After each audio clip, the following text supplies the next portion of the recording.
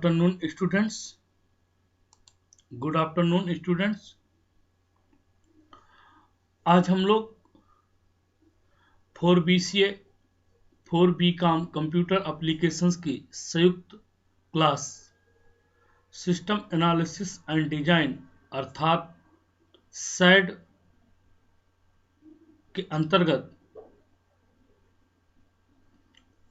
एक बहुत ही महत्वपूर्ण टॉपिक EDP स्टार्ट कर रहे हैं, जो आपके मेन एग्जाम के सापेक्ष है और लगभग ये कंपलसरी क्वेश्चंस है। EDP अर्थात इलेक्ट्रॉनिक डेटा प्रोसेसिंग, डेटा को विभिन्न तरीके से प्रोसेस किया जाता है। कंप्यूटर टेक्नोलॉजी के आने के पश्चात डेटा की प्रोसेसिंग इलेक्ट्रॉनिक तरीके से होने लगी है। देखिए, जो डेटा है उसको प्रोसेस करने के कई सारे तरीके हैं, लेकिन टेक्नोलॉजी आ जाने के बाद डेटा की प्रोसेसिंग इलेक्ट्रॉनिक तरीके से होने लगी, जिसे हम लोग इलेक्ट्रॉनिक डेटा प्रोसेसिंग के नाम से जानते हैं। इलेक्ट्रॉनिक डेटा प्रोसेसिंग के बहुत लाभ हैं, यद्यपि इनकी कुछ हानियां भी हैं। अतः इलेक्ट्रॉनिक डेटा प्रोसेसिंग इलेक्ट्रॉनिक साधनों द्वारा डेटा का सार्थक सूचना में रूपांतरण है। देखिए, जब मैनुअल तरीके से डेटा की प्रोसेसिंग होती थी और तब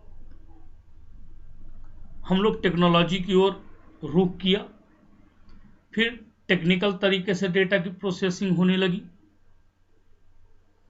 लेकिन इससे हमको लाभ बहुत हुआ। और ये आप अच्छी तरह जानते हैं कि अगर किसी चीज का लाभ है तो उसकी हानियां भी निश्चित है। तो अब हमने डेटा प्रोसेसिंग को इलेक्ट्रॉनिक साधनों के द्वारा उसकी सूचना का रूपांतरण किया। सामान्यतः EDP में कंप्यूटर का उपयोग किया जाता है, जिससे तेज गति, प्रोसेसिंग की परिशुद्धता और डेटा की विशाल मात्रा को स्टोर करने की क्षमता ने कंप्यूटर को डेटा प्रोसेसिंग का शक्तिशाली टूल बना दिया। मीन्स क्योंकि कैलकुलेशंस, गणनाएं तेज हो जाती थी, प्रोसेसिंग भी बिल्कुल क्लियर, शुद्ध होती थी, डेटा, बड़ा से बड़ा डेटा भी आसानी से हम स्टोर कर सकते थे। इसलिए ये EDP जो है हमें एक महत्वपूर्ण टूल्स लगा। फिगर में आप देख पा रहे होंगे, डेटा, फिर प्रोसेसिंग हो रही है और वो इंफॉर्मेशन, फिर इंफॉर्मेशन के द्वारा फीडबैक दिया जा रहा है कि आपके द्वारा किया गया प्रोसेस सही है या नहीं, वो फीडबैक के द्वारा बताया जाता है। इलेक्ट्रॉनिक डेटा प्रोसेसिंग के कुछ एडवांटेजेस हैं। सबसे पहला है स्पीड एंड एक्यूरेसी, गति तथा शुद्धता। जब हम दो संख्याएं को उंगलियों की सहायता से जोड़ते हैं तो यह काम आसानी से किया जा सकता है,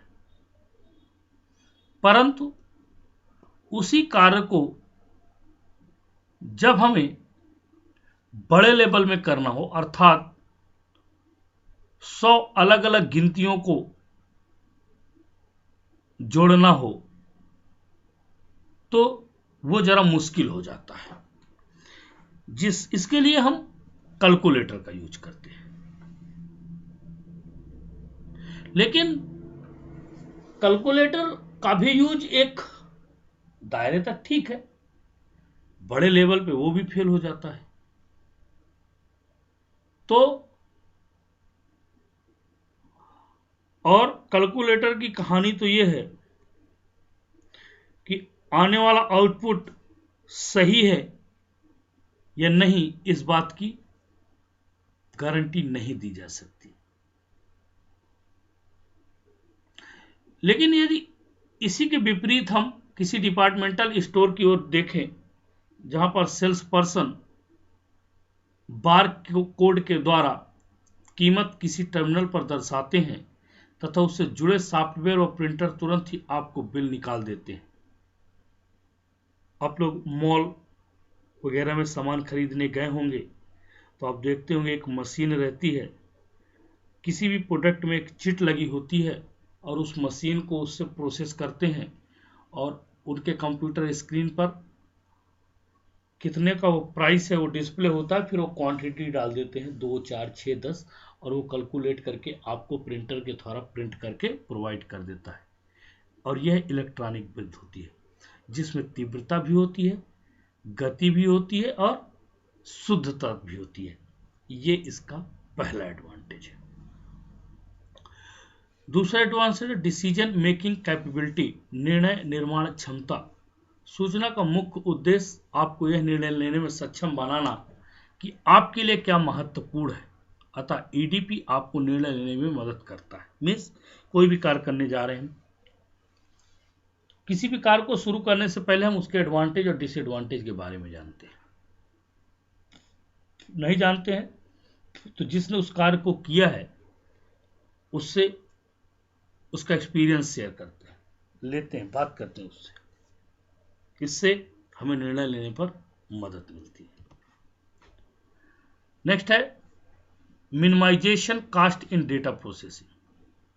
डेटा प्रोसेसिंग के द्वारा लागत को कम किया जा सकता है। ईडीपी के माध्यम से डेटा प्रोसेसिंग करने से प्रोसेसिंग लागत कम हो जाती है। इस माध्यम से डेटा प्रोसेसिंग में कागज तथा मैन पावर में आने वाला खर्च 0 हो जाता है। Reduction of delays in data processing, data processing प्रक्रिया की विलंबता में कमी। मैनुअल तथा मैकेनिकल माध्यम से डेटा प्रोसेसिंग बहुत अधिक समय लेता है। इस प्रकार समय अधिक बर्बाद होता है, जबकि ईडीपी के माध्यम से प्रोसेस किया जाने वाला डेटा कम समय लेता है। देखिए मैनुअली जब भी कोई काम किया जाता है तो वो प्रोसेसिंग में ढेर सारा समय लेता है, जिससे हमारा समय बर्बाद होता है और इस बात की कोई गारंटी नहीं होती कि रिजल्ट एक्यूरेट होगा। जबकि यही काम अगर ईडीपी के माध्यम से मतलब इलेक्ट्रॉनिक डेटा प्रोसेसिंग के माध्यम से किया जाए तो वो डेटा क्या करेगा, कम समय लेगा। नेक्स्ट है रिपीटेटिव कैलकुलेशंस पॉसिबल, एक ही गणना को बार बार दोहराना। ईडीपी प्रोसेसिंग के माध्यम से डेटा एंट्री प्रोग्राम स्वतः ही तेजी के साथ संपन्न करवा सकते हैं, अर्थात स्वयं कार्य करने की आवश्यकता नहीं पड़ेगी। कई सारी चीजें ऐसी होती हैं। अब जैसे मैंने बारकोड का पीछे निश्चित तो आपको बताया था, अब उसमें अगर एक क्वांटिटी है तो क्वांटिटी डालने की जरूरत है, क्योंकि एक तो डिफॉल्ट ले लेगा ना, वो तो एक से अधिक होंगी तो फिर आपको डालना पड़ेगा।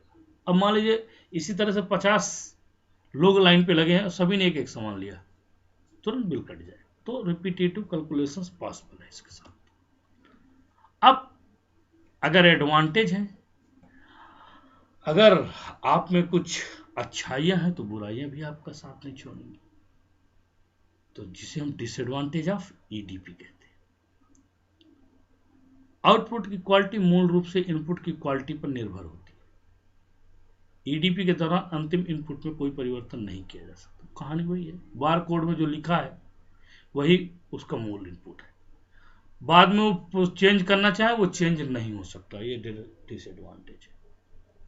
उपयुक्त तो सॉफ्टवेयर उपलब्ध न होने का ईडीपी सभी प्रकार के डेटा को प्रोसेस नहीं कर सकता। मीन्स ईडीपी सब डेटा को प्रोसेस कर लेगा, बिल्कुल सही है, लेकिन हर डेटा को प्रोसेस करने के लिए उससे रिलेटेड सॉफ्टवेयर का होना आवश्यक है।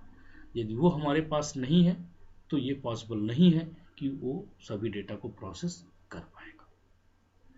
प्रत्येक ईडीपी यूनिट की डेटा प्रोसेसिंग एक निर्धारित गति होती है जिसको आसानी से बढ़ाया नहीं जा सकता। मीन्स अब आप चाहें कि आपके दोस्त के पास 3 GB रैम वाला मोबाइल है और आपके पास 1 GB वाला है, और आप बराबरी किससे कर रहे हैं? अपने दोस्त से कर रहे हैं। आप समझ सकते हैं आप ज्यादा होशियार कोई नहीं। क्यों? क्योंकि उसकी अपनी क्षमता निर्धारित है। भाई 1 GB रैम है मतलब उसकी क्षमता है। अब उससे ज्यादा हाई स्पीड 3 GB है, उसकी भी क्षमता है। अब 3 GB वाला कह रहे 5 GB वाला बराबरी कर लो, नहीं हो सकती ना। तो ये डिपेंड करता है, उसकी गति निश्चित होती है। साधारणतः ईडीपी सिस्टम के मामले में डेटा को एक्सेस किया जा सकता है, उसमें डेटा प्रोसेसिंग ऑपरेटर द्वारा छेड़छाड़ की जा सकती है। सिंपल। ईडीपी सिस्टम कोई ऐसा तो लाख का सिस्टम तो नहीं है कि एक बार डेटा प्रोसेस होगा लाख हो जाएगा। आप चूंकि ऑपरेटर के द्वारा इनपुट होगा, कंप्यूटर ऑपरेटर के द्वारा चलाया जाएगा, तो उसके डेटा में छेड़छाड़ भी की जा सकती है। जैसे जैसे सूचना की जरूरतें अधिक जटिल होती जाती हैं, वैसे वैसे डेटा की मात्रा बढ़ती जाती है। मीन्स सूचना इंफॉर्मेशन आप जितना अधिक एक्सेस करेंगे, आपके डेटा की मात्रा उतनी बढ़ेगी। डेटा की मात्रा बढ़ेगी, आपकी स्पीड स्लो होगी, आपकी एक्यूरेसी में कमी आएगी, आपकी प्रोसेसिंग में कमी आएगी। तो ये इसके डिसएडवांटेज है। अब कुछ ईडीपी की मेथड्स हैं। There are various methods of data processing, but there are some very popular method when it come to electronic data processing. बहुत सारी मेथड्स है, ढेर सारी मेथड्स हैं डेटा को प्रोसेस करने के लिए, लेकिन यहां पर हम जो कुछ कवर कर रहे हैं वो कुछ महत्वपूर्ण, जो ज्यादा पॉपुलर ईडीपी की मेथड्स हैं, उन्हीं को हम लोग यहां पर। These methods are widely adopted in almost every industry, और ये ऐसी मेथड्स हैं जो विश्व स्तर में जितनी भी इंडस्ट्री हैं उन सभी में यूज की जाती हैं। Depending on the nature of requirement of data processing, मतलब अब डिपेंडिंग ऑन द नेचर मतलब अब किस टाइप की प्रोसेसिंग, उसकी प्रकृति क्या होगी सभी। अब एक मॉल में जो बार कोड है तो एक कंपनी में किसी एम्प्लॉय की मैनेजिंग पेरोल सिस्टम के लिए यूज नहीं किया। पेरोल सिस्टम की अपनी अलग प्रोसेस होती है, मॉल की अपनी अलग प्रोसेस होती है। तो उसकी जैसी रिक्वायरमेंट्स होगी वैसे उसकी डेटा की प्रोसेसिंग होगी। Some of the most popular methods of electronic data processing are explained below. नीचे कुछ मेथड्स दी गई हैं जिन्हें हम लोग क्या करेंगे, पढ़ेंगे। पहली है टाइम शेयरिंग, मतलब ये भी एक प्रोसेसिंग है, टाइम को शेयर करना एक जगह से दूसरी जगह। कई लोगों का टाइम एक साथ है, उन्हें हम लोग मैनेज कर सकते हैं। दूसरा है रियल टाइम प्रोसेसिंग, हम इसके द्वारा क्या कर सकते हैं, रियल टाइम प्रोसेस करते हैं।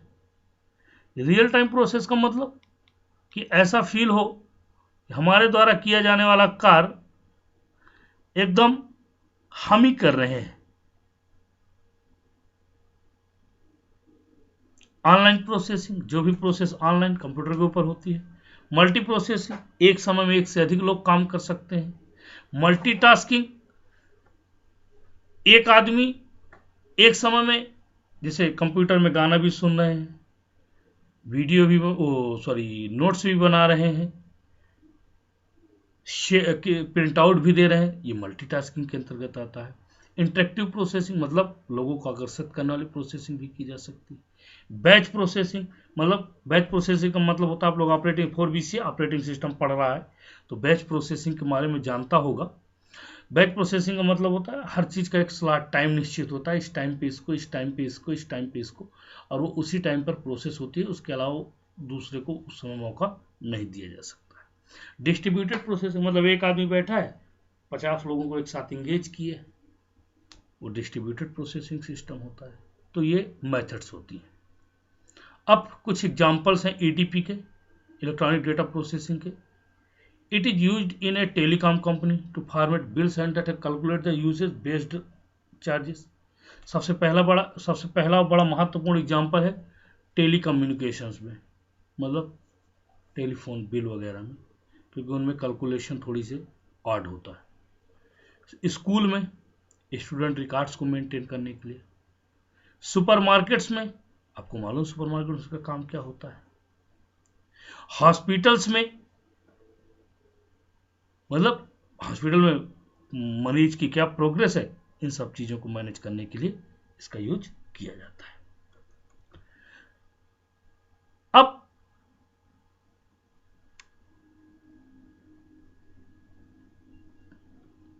रिस्पॉन्सिबिलिटीज एंड ड्यूटीज, भाई एक ईडीपी है, ईडीपी की रिस्पॉन्सिबिलिटी क्या होती है और उसकी ड्यूटी क्या होती है।